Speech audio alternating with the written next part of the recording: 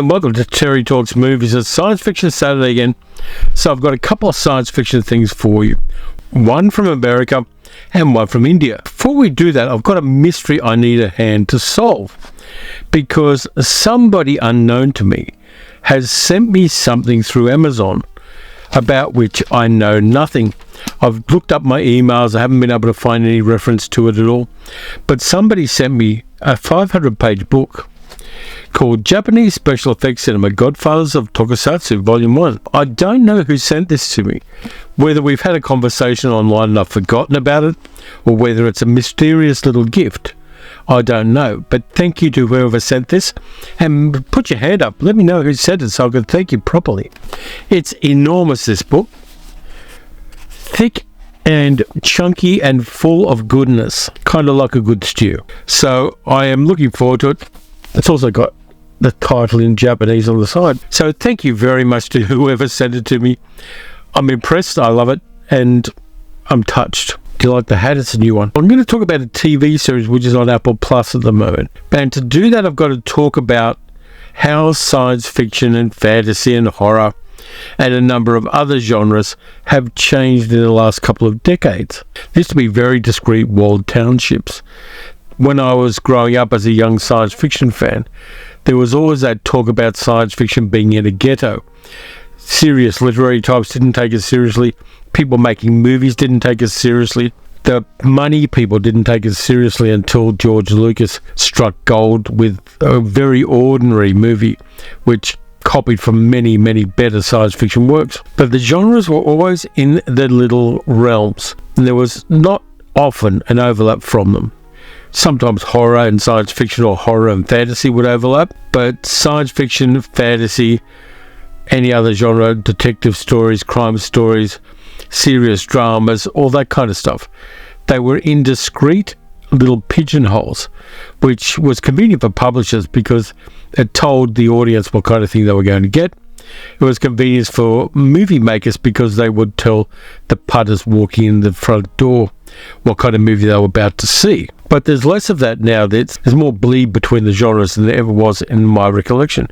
Those walls and those little ghettos are ceasing to exist. In some ways, that's good. It's good if you can mix some horror with some science fiction, or crime with science fiction, or serious drama and serious people stories with science fiction. Science fiction and fantasy don't tend to go together very well, though, because they're two different realms. One's about something you can prove and that's plausible scientifically. The other one's about a superstitious world. And so those two don't tend to bleed together very well when they're mixed as one piece of art. But there is some bleed, and more so than ever with a 2024 TV series on Apple Plus called Sugar, which I liked. Even when the reveal was revealed, I liked it, and I wanted to see where the narrative was going to take it. It's a mystery drama, it says here on Wikipedia. Created by Mark Protasevich, it's about a private eye called John Sugar, played by Colin Farrell, who works in Los Angeles. He's got an antique Corvette, a blue one, beautiful car. He dresses really sharply. He's well groomed. He's a big movie buff. And right at the start of the first episode, a friend of his who also gives him jobs, a woman called Ruby, played by Kirby Howell-Baptiste, gives him the gun that Glenn Ford used in The Big Heat as a gift. Sugar doesn't use a gun. He's a private eye specialising in missing persons. And all through the narrative, as he goes on a quest to find the missing granddaughter of a very well-known movie maker, he keeps flashing on scenes from classic movies. So you get a scene from Lady from Shanghai near the end where Orson Welles is walking towards the pier. You get scenes from In a Quiet Place or The Big Heat or any number of classic noir films. There's like a 2 or 3 second clip put in there to contextualize the action that's going on in the series. Now, the very, very wealthy movie guy is played by James Cromwell. His name's Jonathan Siegel, and his granddaughter is the woman who's missing. Sugar goes on this quest to find this young lady. Ruby tells him to give up on it, and it's not a job that she gave him. So she's very wary about him taking on this job, and that it could be dangerous for him, and it could overlap some other things she's got on the boil. He meets a woman called Melanie, played by Amy Ryan, who's an older woman who is the mother of the missing girl. Are you following me, John Sugar? I need your help. And who was at one stage a rock singer, but she ended up with substance abuse problems and she's trying to dry out. She gets on the wagon after she talks to Sugar, and she helps Sugar with his investigation. At one stage, Sugar befriends an unhoused guy who has a dog, and he gives the unhoused guy a lot of money and says, listen, get yourself a hotel room, get yourself straight. Yeah, I will help you in any way I can. Which is very unusual for a private eye. They tend to be very cynical from a social point of view, but not John Sugar. He is very unusual. He's a peaceful man. He seems to speak a lot of languages, and he's involved with a group of people who include Ruby, who all know a lot of languages, who all have very esoteric interests and who meet regularly. Now, the first 5 or 6 episodes imply that this group are ex-spies and that they're intelligence agents who get together and have their own agenda and are working on something big to make the world a better place. That's not the case, and I'm kind of reluctant to do spoilers, so skip forward for the next 2 minutes if you don't want the spoiler where the genre twists. 5, 4, 3, 2, 1. We find out in the 6th episode that they're aliens. Sugar takes a weird injection and turns into a blue, hairless alien. And the aliens are here to study human beings and to just find out about us and to find out our ways. They've got a limited time span where they're here, and they're going to be going away quite soon. Sugar has gone rogue. He's investigating things the group don't want him to investigate, and that then leads to complications, and he finds out more things about the group that make him question the mission and make him question his part in it and make him understand at a greater level what the mission actually is. Now, the acting in this is really good. The cinematography is really good. Colin Farrell, I think, has really been better. He really lives this character well and gives us the strangeness of the character and the empathy the character has for other people, and the fact that he isn't a man of violence. And in one of the episodes where he is confronted with violence, he proves to be very good at it. I've gone past the spoilers in case you're wondering. But I like this one. I think it shoots Los Angeles in a very technicolor way, in a very cinematic way. And the character of John Sugar is really interesting as a detective. As Jack Nicholson said in The Two Jacks, he's the leper with the most fingers. Really good cinematography. As to whether the genre twist works or not, that's your mileage may vary. I kind of accepted it. I'm not totally in love with it as a concept. I'm not totally in love with it as a bold breakout of genre norms. But it works. It lands well. There's the possibility of a second series of Sugar, and I'd be there for that because I like the way it tells stories. I like the way it's reverent and references classic cinema and classic film noir and classic detective narratives and gives them something a bit fresh and a bit different. So you might want to check that one out if you haven't. A good solid 8 episodes of nicely put together television for you to enjoy. Do we still call it television if it's on a streaming service? I suppose so, because television is where you watch it. And the delivery system, whether it's free-to-air or whether it's broadcast or whether it's streamed on the internet, doesn't really matter. So it's still television, I suppose. Looks good, and I really want that Corvette. That Corvette he drives is a really choice whip. There's more to you than meets the eye. Is there? You have secrets. I can't stop. Now, the next thing I've got for you is a Bollywood movie, a Tamil movie from 2010, which is rock-hard science fiction done in a Bollywood context. And it's got some mind-blowing special effects in it. It's a movie that's accessible, and yet it has cultural norms that there are a couple of times where I find them quite upsetting and disturbing. A lot of YouTube channels have just shown the special effects reels and shown Chitty the robot doing some remarkable things, but that's not the guts of the movie. The movie's called Enthiran, and it's from 2010. It's a Tamil language science fiction movie, so it's from the southern part of India. Directed by S. Shankar, and the music is by A.R. Rahman, the guy who won a couple of Oscars for the music from Triple R a couple of years ago. Really rock solid music maker and composer, songwriter. There are a lot of Bollywood dance sequences in this, which don't take you out of the narrative necessarily, but do contextualize the emotional state of the two stars. Which is kind of odd, because isn't that what acting's for? But that's how Bollywood works. To watch this movie successfully, and I recommend you do, I recommend you try to get into the headspace for this one. You really got to go, okay, this is a different kind of storytelling. It's a different cinematic culture. It's a different way of doing things, and the audiences are incredibly broad. They're from the least educated and the poorest people on the planet to wealthy billionaires.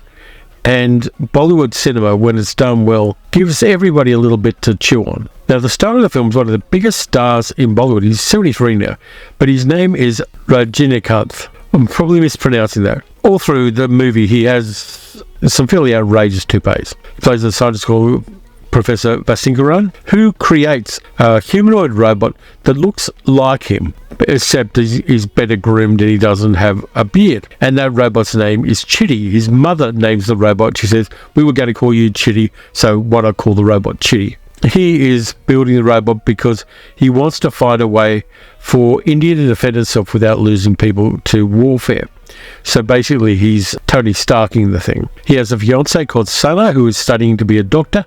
She's played by Aishwarya Rai, one of the most beautiful actresses to ever appear in Bollywood films.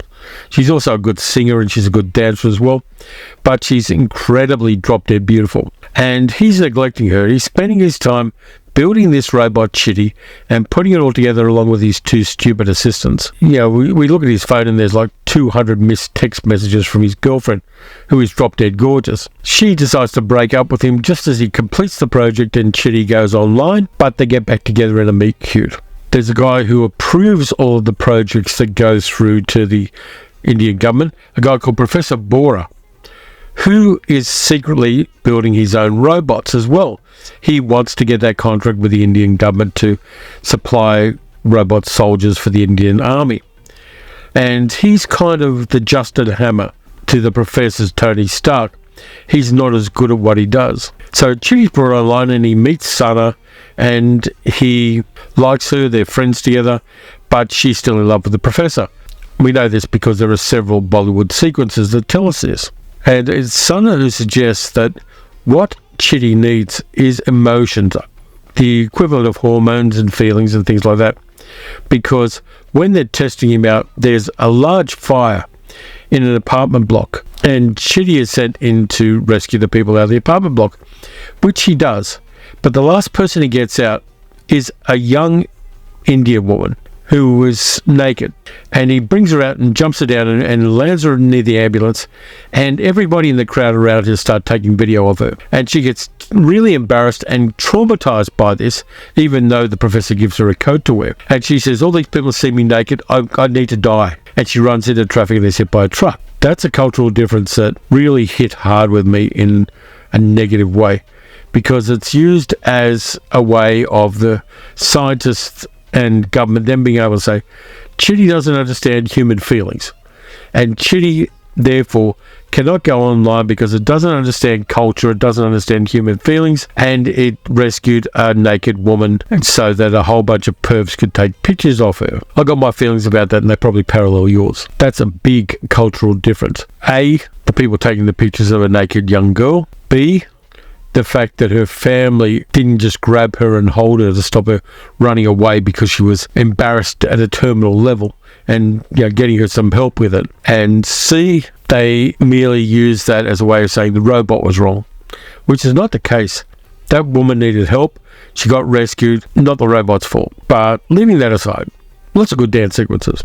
So Chitty gets emotions and starts falling in love with Sana and the Professor gets jealous and cracks the shits basically and destroys Chitty, cuts him up with an axe and throws him into the rubbish tip, and he gets buried in a landfill. Meanwhile, the evil Professor Bora finds out about this and he needs Chitty to make his project work. So he finds Chitty, who's still functioning barely, in this landfill and digs him out, reprograms him with a big, nasty, red, evil chip and turns him evil. Chitty then turns on the Professor and kills him and decides to start taking over the world. So it's very much a singularity kind of thing. He duplicates himself thousands of times and kidnaps Sana because he wants her. And he decides he's going to go demon seed and he's found a way to implant a child in her, even though he's a robot. So a little bit Robert Vaughn in Demon Seed, a little bit of that going on. The professor disguises himself as Chitty and infiltrates the army of robots that Chitty has around him, all of whom look like him. And there's some incredible special effects work here. You see tons and tons of these robots who look like Chitty, all standing in rows. The special effects work in this is incredible. There are a couple of bits with explosions and CGI jumping around and things like that don't work.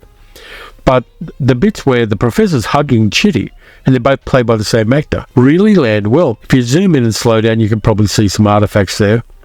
But the special effects are tremendous, particularly for 2010. And so Chitty goes shitty and starts attacking the city and deciding to take things over. And that's where you get the thing like a giant ball of robots with machine guns poking out of it, just mowing down the soldiers and turning into a giant snake of interlinked robots and all that kind of stuff. There's some real powerfully imaginative special effects there. The special effects themselves may not be perfect, but the imagination behind them, beautiful.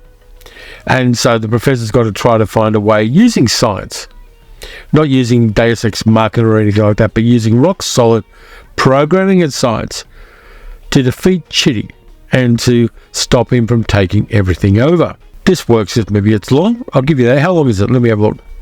It's long. It's 177 minutes, which is not a short film at all. It works. It takes you on a real trip. You get the professor making the robot piece by piece as the titles roll. He's working with his two idiot offsiders to get that done. And there are some broadly comedic bits and pieces of business there.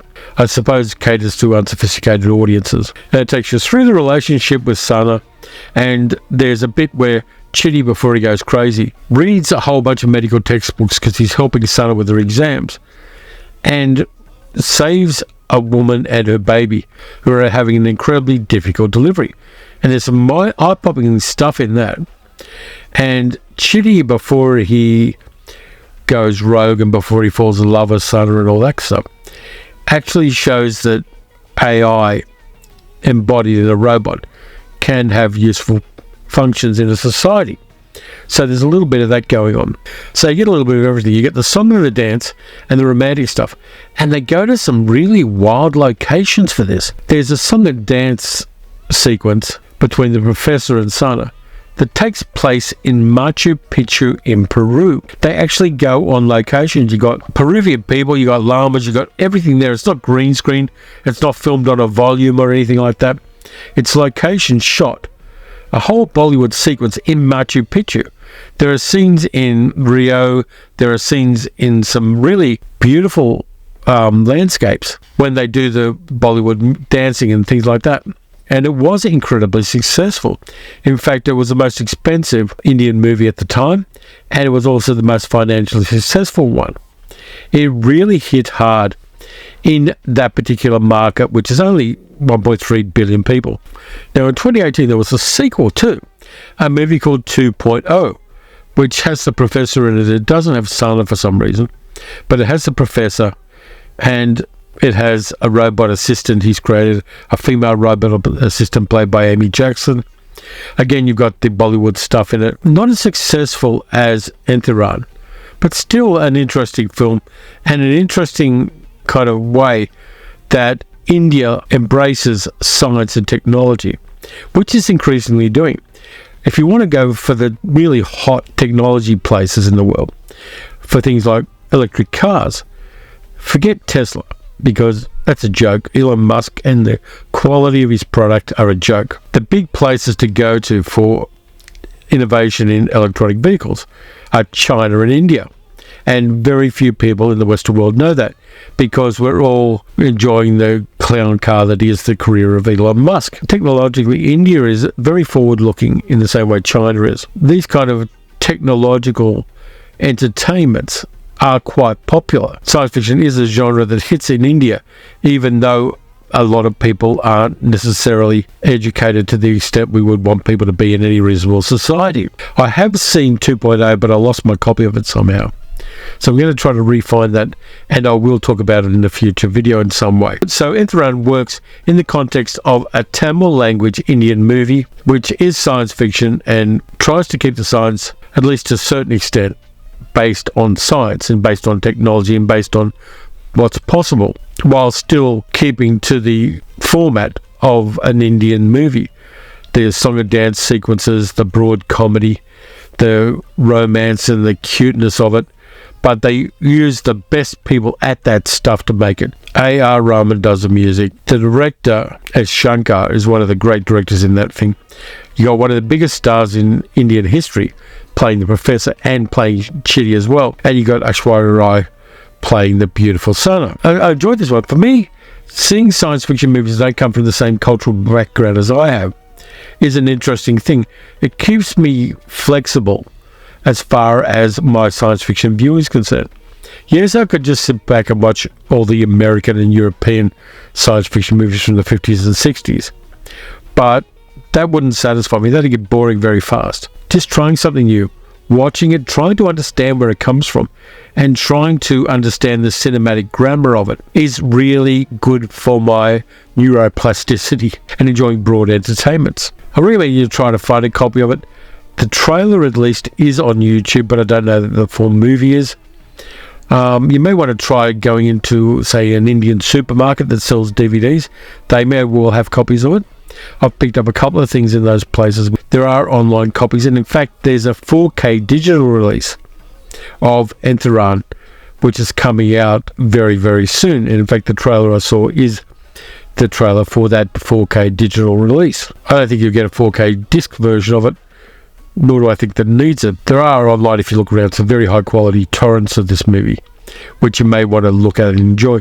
I'd love to have a physical copy of it, but I haven't been able to find one at this stage. That's what I've got for you this time, a series and a movie. The series flips between genres, and the movie is in a genre and in a format which is unfamiliar to me. I've seen a number of Bollywood movies, but every time I do, I've got to change mental gears to accept and enjoy it in its own terms. And I like doing that. Both of them are recommendations from me. Enthiran is something spectacular, and there are a lot of WTF moments. There is that cultural disconnect that I had with that scene with the young girl, but there are a lot of what the hell is happening kind of moments in this movie.